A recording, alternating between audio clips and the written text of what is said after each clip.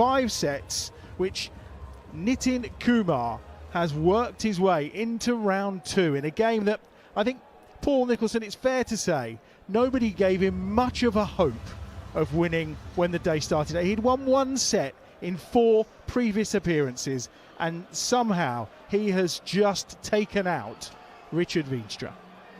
I think you're right, Adam. I think most people who've known Nitin a long time, and I can count myself as one of those people, I've known him about 15 years, since he first came to the World Cup of Darts.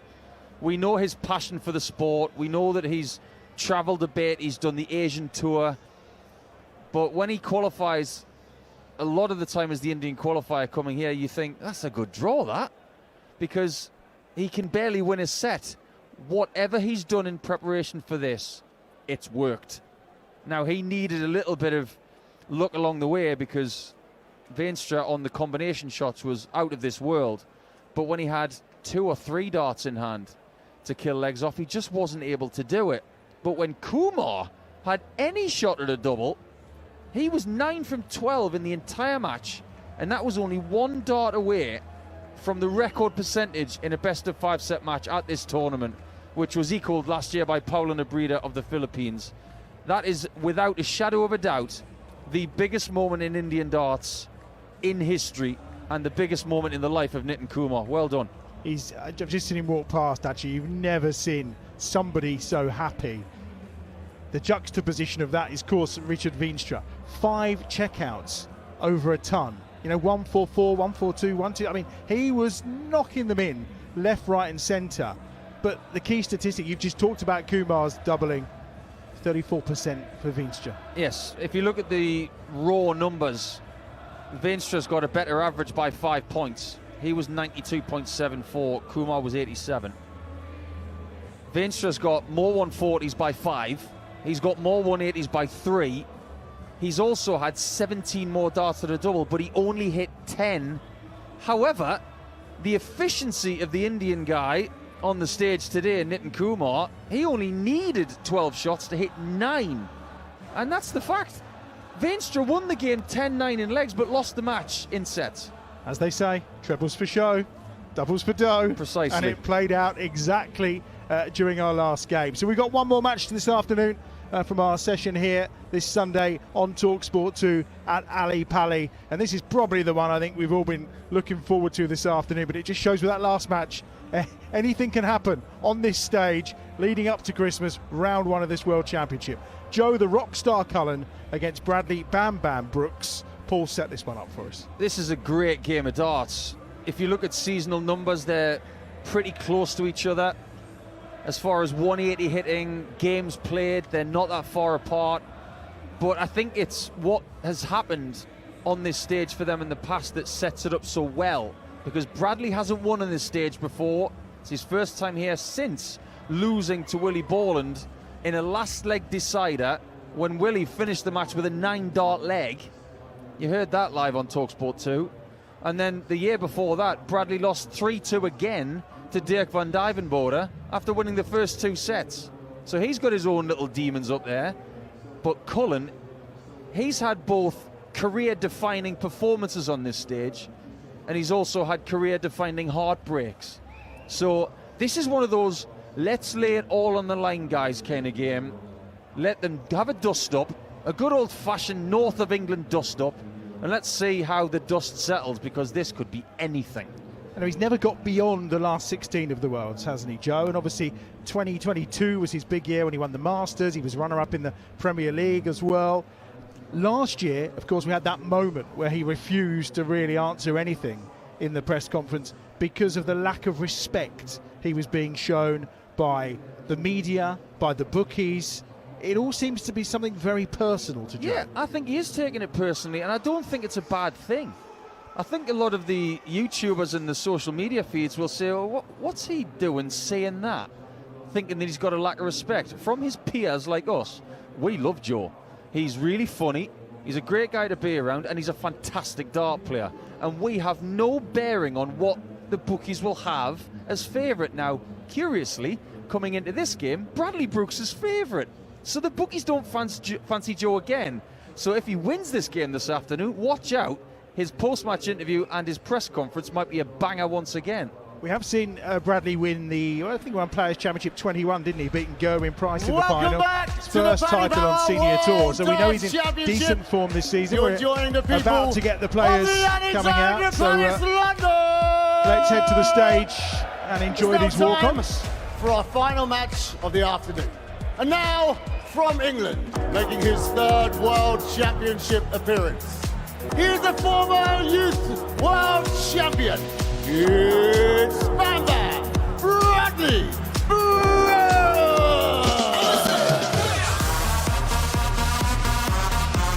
That's some shirt Bradley's wearing, I tell you. You need your sunglasses for that one today. Yeah, that one looks like street art. Banksy would be proud of that shirt.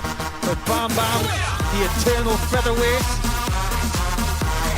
weighs less than a straw, this guy. He's a whippet, he's from Blackburn, and he'll be looking to roll his way into the second round at the expense of the rock star, who was about to tear the roof off this place with some Oasis.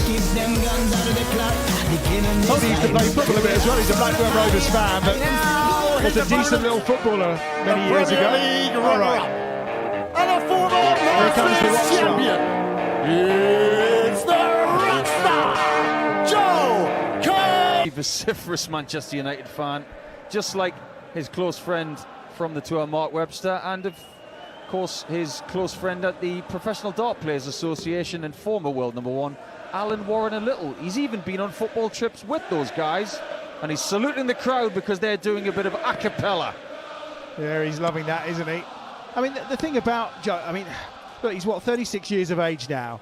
I think we all thought 2022 was his moment where he was having won that kind of televised major. You thought, here we go, this is the moment. And it's just not happened for him, has it? It didn't happen. He was within 2 millimetres of being Premier League champion, and then he was not included in the Premier League the following year, and he took that personally. Thank you, ladies and gentlemen. He wears his heart on his sleeve. He's wearing a smile right now because he's saluting the crowd that was singing that song back to him. Now it's down to battle for the 25-year-old from Blackburn, Brad Brooks, who has been a great player for a number of years. And if you think this Luke Littler sensation is the only person under the age of 18 to have done great things, think again, because both of them were child prodigies. What a start from Joe Cullen. A maximum to kick things off with his first 3 darts. The throw is with Brad Brooks in this opening leg. Couldn't quite follow it up this time. Joe Cullen with another 180 to get the crowd on their feet.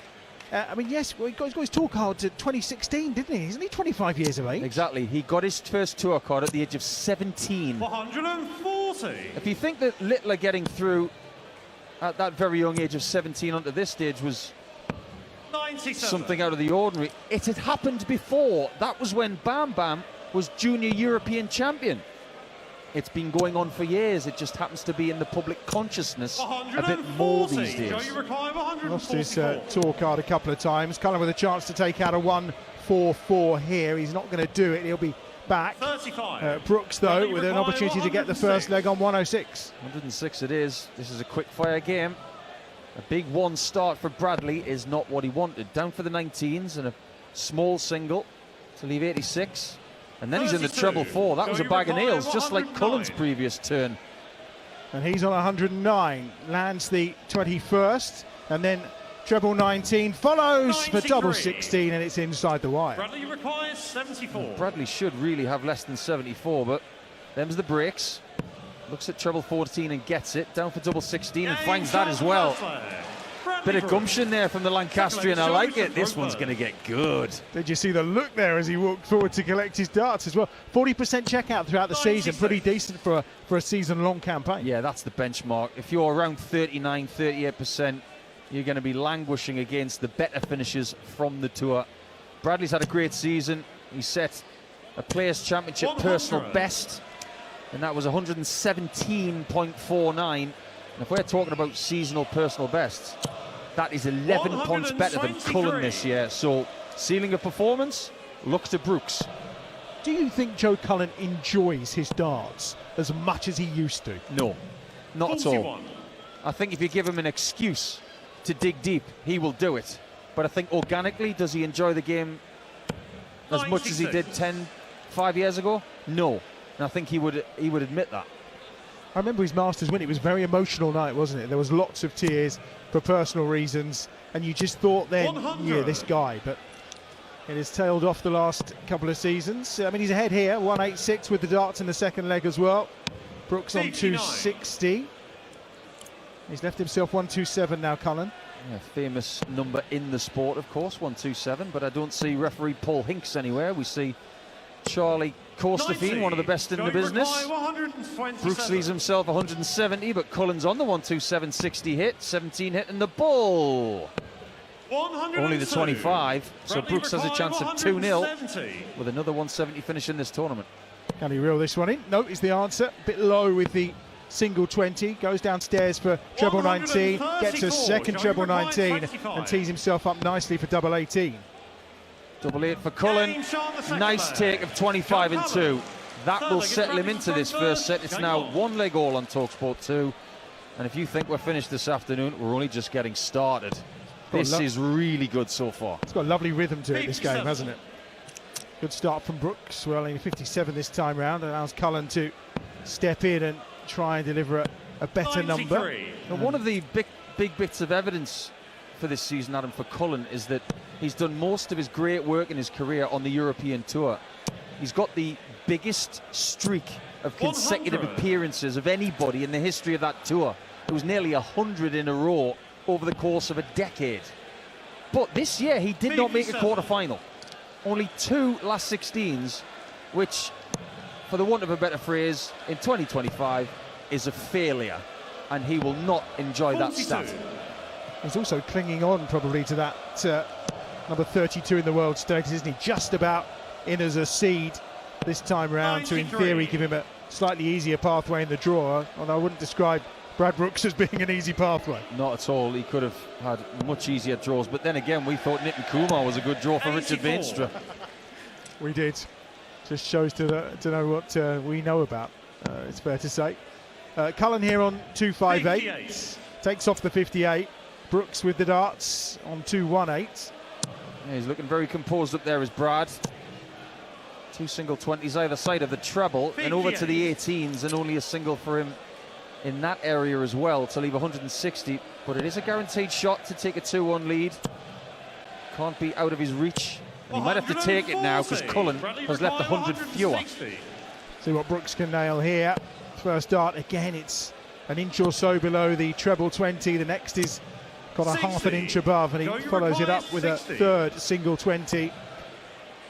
Cullen then tops for the leg and wins 2 in a row and has the advantage in the first set. Yeah, that was very clinical from Joe, especially when you consider that's for a break of throw to take the lead in set number 1. He's got that look in his eyes, if to say, I'm going to prove you all wrong. Just you wait. Another 180 from Cullen, his second. Is he going to use the featherweight Bradley Brooks as a sacrificial lamb today to give the world a message? Good response from Brooks. Cullen starting this leg well. Got to around a 32 last year when he lost to Gerwyn Price, of course. But he has actually exited the Worlds 7 times in the first round. Desperate not to make that 8 today. I remember his first win on this stage against Corey Cadby of Australia. Everybody fancied Cadby to win. What did Cullen do? He won the game, averaging nearly 111. And that's still his best performance on this stage. And since then, has he been through the mill? He's been through the mill so many times it feels like flour, but he's got 146 for the set. He has. And the second dart goes in the 1, so he's not going out this time round. The first landed in the 7. 170. Chance for Brad here. Again, just misses the treble 20. Comes downstairs. Single 19, treble 17. 119. Brooks is on 80. Cullen with a chance to finish here, though. Gets the single 12 and 69. Then hits the wire when going for the ball. Yeah, he went for the ball. I'm not really sure which part of the board it hit. I think it might have been the 25 wire on the outside. Brad's got 80. Needs another big 20 to leave tops. That's a great second dart. Now he scooches to the left to open up tops for 2-2. 60. It's well underneath, and Cullen's got a chance at 50 to win the set 3-1. Chance for the first set, then he's hit the single 4 rather than the 18. Takes the 6 now and have a shot at double top, and he takes it for the league night, the local or dreaming of a walk-on anthem. You'll know the right gear makes all the difference. Target Darts are the brand behind Luke Littler's rise. They've been with him from the start, crafting the innovative, high-quality darts he now uses on the sport's biggest stages. And now Target have taken the home setup to another level with the Omni Auto scoring system. Instant, accurate scoring and a slick modern way to sharpen your game. So if you want the same equipment, trusted by the most electrifying young talent in world darts, visit targetdarts.com and get on target.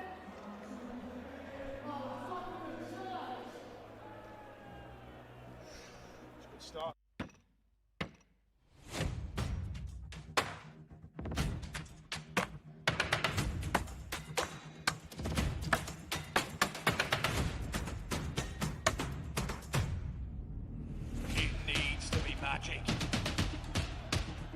It needs to be magic. It is magic. 180. Luke Littler, get on target.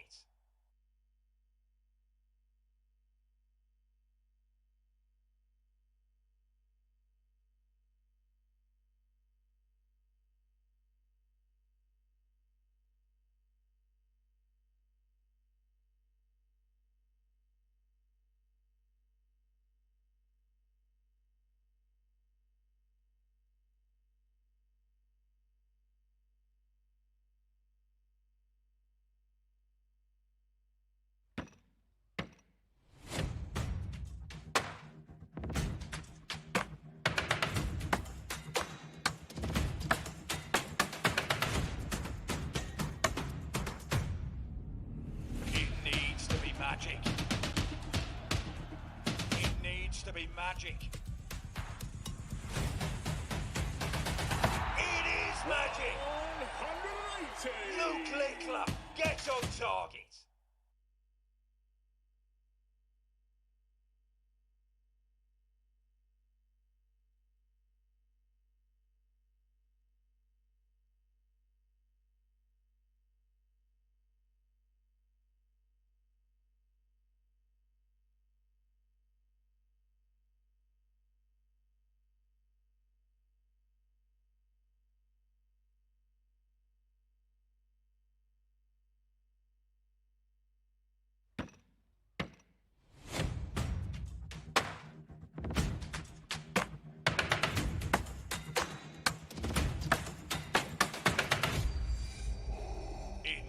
To be magic. It needs to be magic. It is magic. 180. Luke Littler, get on target.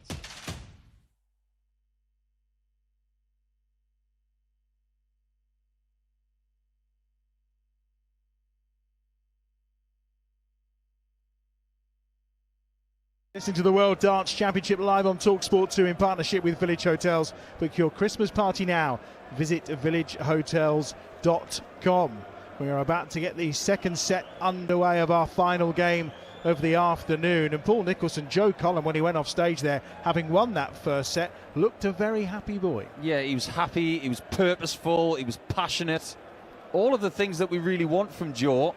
And I'm starting to think that the bookies backing Brooks and the fans backing Brooks and the pundits saying that maybe Joe is vulnerable. It's happening again. When you don't back Joe, Joe fights back. It's as simple as that. And that was a really good doubling performance in the first set as well. He missed a couple of doubles early, but he didn't miss his last three shots. So now Bradley Brooks is in an unfamiliar position. He will have to break Cullen in the second set, and if he doesn't, he's going to be 2-0 down. And Cullen's off to a flyer again, just like set one. He has. Third time he started a leg with a 180, and it just puts the pressure early doors on Brad Brooks. Cullen now will try and follow it up, but again, the fourth dart of the leg is just a single 20. But a good hefty score again, 134. He's playing with real purpose and confidence so far this afternoon.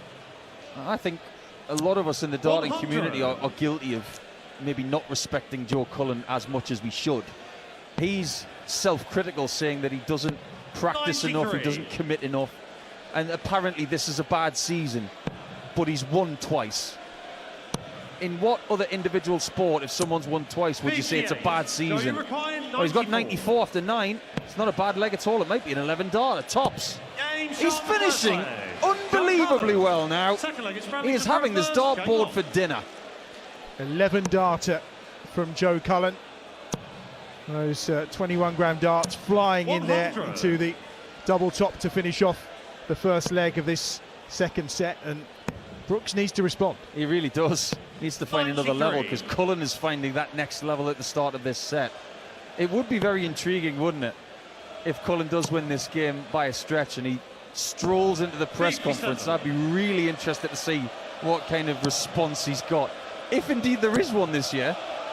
Well, given that I'll be interviewing him after, I'm hoping he's in quite a placid mood. Yeah, welcome to the darts family, huh? It's men against boys at the moment, really, and Bradley Brooks still has that very youthful complexion about him, that's for sure. 287 for Cullen. Average rising past the mid-90s point.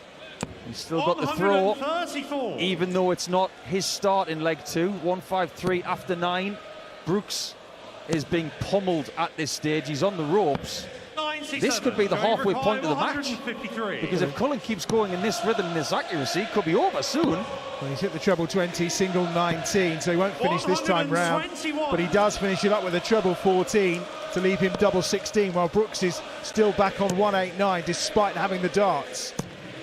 Joe has not been leaving double 16 on purpose in this game, but he's got it now, and he's hit it now. 2-0 in a matter of 3 minutes in this second set. No hesitation to get back to the hockey, and he's thrown 24 darts for winning 2 legs, averaging over 127. 140.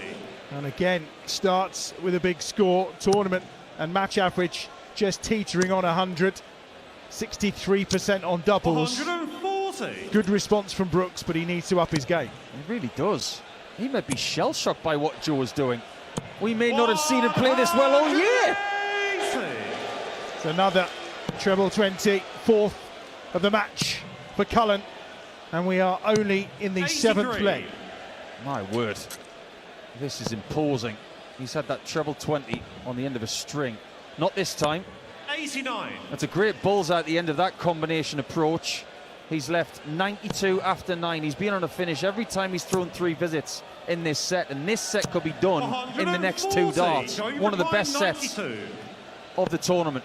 Brooks has left himself 138. Cullen here, though, he's gone for 2 double 18s. Went for the double-double, only got one of them. He'll come back for 36. Brooks needs to take this out. What a big out this would be. 138, 157, doesn't get another. So Cullen comes back this time for only 1 double 18 to be 2 sets to 0 up. High by a centimetre. Then in double 4, double 14.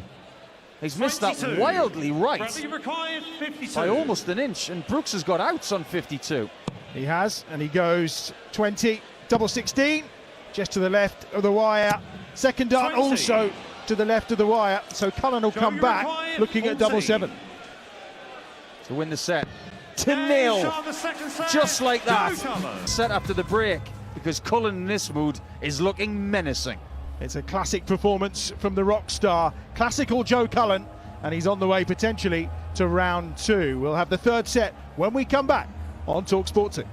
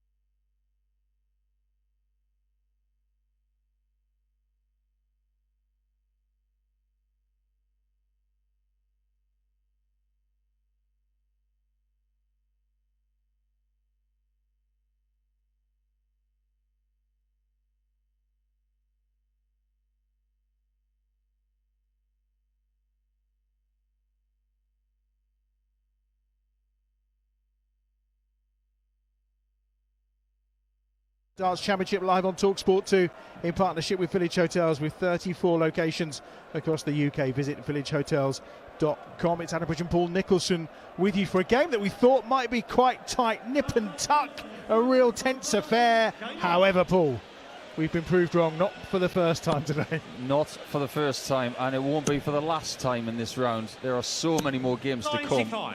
But Joe Cullen has imposed himself on this match superbly. He's not going to start this set with a maximum. However, he's going to start it pretty well with 96. And that set, my word, Adam, 112 plus in the average. It could have been much better as well. Yeah, it was a super set from Joe Cullen, and Bradley Brooks just struggling to hang on to his coattails here, really.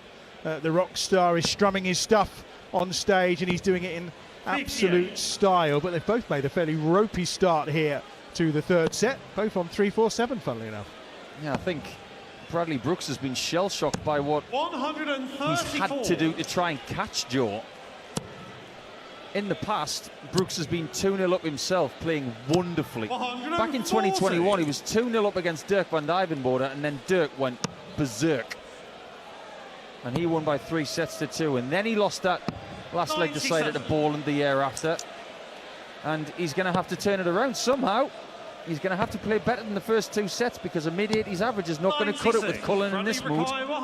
Yeah, first visit back since 2022. He's got 116 to maybe take out here. Gets the single 19 and follows it up with a 3. So treble 18 just allows him a double top finish when he returns. But Cullen with 111. Treble 20 start, ominous. Double 16. His doubling has been good. 79. Not on this occasion. He grits his teeth as if to say that's a chance missed. It was Joe. And Brooks takes full advantage with a nailed tops immediately. And I'll say one thing for Bradley. He's been on that stage pummeled for the last 20 minutes or so. He's taken everything Joe's got to give, and he has not shown any emotion. He is ready to go to war right now to try and get into this. What will be interesting, based on what we've talked about in terms of Joe and where his game's at, mentality and all the rest of it, if Brad can pull him into a scrap, I wonder how Joe will respond to that. That's a great point. Cullen does not want to be roped into a fifth set, that's for sure. He doesn't want to go through that like he did with Humphreys and Clayton and Van Gerwen again, albeit they were best of 7 sets. 2-3-3 Cullen, goes down to the 19s, intelligently after 2 singles, gets a bullseye to leave a finish of 1-4-5. Brooks back on 3-0-1. He is yet to score a maximum. Boy, could he do with one here. First went into the treble 20, as did the third. So he's given himself a finish of 1-6-1. Big 20, followed by a 25, but only just get it quickly, Joe. It's dangling. He gets it quickly. He's actually got a portion of the wire there. That was only just a 25. He's got 80 left, Cullen. Brooks has got 1-6-1 and a treble 19. He's got a treble 18 as well. Has he got a bullseye? He hasn't. He's missed it by a mile. It's in the 18. Left himself double 16 when he returns. Cullen then, chance to win the leg. Double 10, and he nails it immediately. 47% on the doubles for Joe Cullen. And it's one apiece in this third set. There's one word to describe Cullen 93 and his talent. Infuriating. Because when he hits that 80 checkout in 2, he makes the game look easy. So maybe if someone was in his life to just get him out of bed and say, right, on that board you, maybe that's the problem. Maybe he just needs somebody to give him that kick. 100. Are you offering your boots? I would only offer that if he pays me. And if he calls, I'll be there. It's a long way from Portsmouth where I live, but, you know, I want the best for Joe. I think everybody does. He's got the talent, and sometimes the work ethic needs to equal the talent. He's on 306. Brooks has the 50. darts in this leg and is on 258. So an opportunity may be here for Cullen to try and steal the advantage of the throw, but not taking full 58. advantage with just a 58. 10 points between them in the third leg of the third set. It's 1 leg all, 2 sets to love for Cullen, the 32 seed. This 60. section of the draw does include the world #1 Luke Littler. It has to, because 1 and 32 have to be in the same section. Great from Cullen. It's a marvellous maximum. Number 5 for him. And Bam Bam hasn't got any. And he's back on 198. with the darts, while Cullen now 96. leaves Going himself required 68. 68 to finish here and go 2-1 up. Treble 1 followed by 15. He's going for the bull. Another 21. bullseye effort that doesn't even Friendly yield a required 25. It was in the 102. small 3. Brooks on 102 to pinch leg 3, and he's hit a 3. Of all the things to hit, you can't take 99 with 2. Cullen on 47 will be looking 70. to take a 2-1 Going lead. required 47. And knowing him, he'll probably nail it in 2 darts. He goes 15, looking for double 16, and he does! To win the third leg and lead 2-1 in this third set. And he's on the cusp of round 2, where he'll play Mensur Suljovic or David Cameron. What a tremendous performance Game this on. is. And a beautifully timed break of throw. There's only one better time to break the throw than that, and that's in the last leg of any match. In the 60, and again, 140. 140 in that spot is absolutely wonderful. 47% on the doubles with a 98 average. My word, this is impressive from Joe.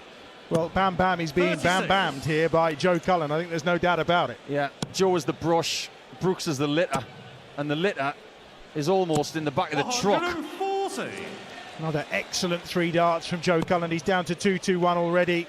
Brooks back on 4-6-5 and looks a little shell-shocked. 140. Cullen will set himself up here, you feel, for a finish.